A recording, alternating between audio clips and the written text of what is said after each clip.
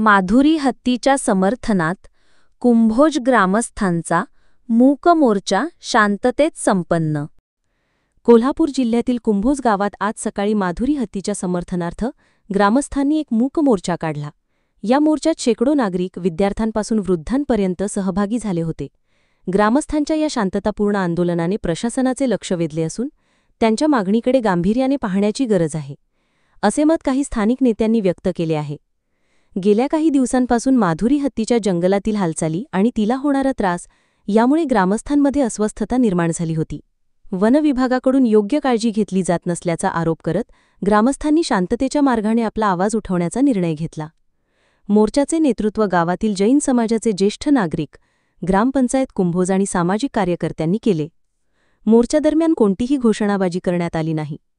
हातात फलक घेऊन माधुरीला वाचवा, प्राण्यांना जगू द्या, वन्यजीव संरक्षण आमची जबाबदारी असे संदेश देणारे फलक ग्रामस्थांनी धरले होते। यावेळी कुंभोज मराठा महासंघाचे व ग्रामपंचायत कुंभोज यांच्या वतीने सदर आंदोलनाला जाहीर पाठिंबा देण्यात आला। स्थानिक नागरिक व सरपंच सौ अरुणा पाटील म्हणाल्या, माधुरी आमच्यासारखीच या गावाचा एक भाग आहे। तिला हानी पोहोचवली जात असेल तर आम्हाला गप्प बसता येणार नाही। आम्ही वन विभागाला निवेदनही दिलं आहे।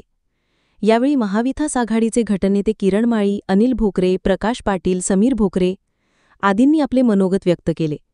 यावेळी दिगंबर जैन बोर्डिंगचे संचालक अनिल पाटील, शरद कारखाना संचालक आप्पासाहेब चौगुले, जवाहर सहकारी साखर कारखान्याचे व्हाईस चेअरमन बाबासाहेब चौगुले, राजाराम कारखाना संचालक अमित साजनकर, कुंभोज ग्रामपंचायत उपसरपंच आप्पासाहेब पाटील, माजी सरपंच बापूसाहेब पाटील, माजी सरपंच अनिकेत चौगुले, आदित्य पाटील, संतोष भोकरे, विनायक पोद्दार, अभिनंदन चौगुले, सुभाष पाटील, संभाजी मिसाळ, सदाशिव महापुरे, सत्यजित तोरसकर, सुरेश भगत, भरत भगत, बाळासाहेब शिंदे, सचिन कोळी, शिवसेना शहराध्यक्ष दीपक कोळी तसेच सर्व धर्मातील प्रमुख मान्यवर मंडळी व तरुण मंडळाचे कार्यकर्ते उपस्थित होते।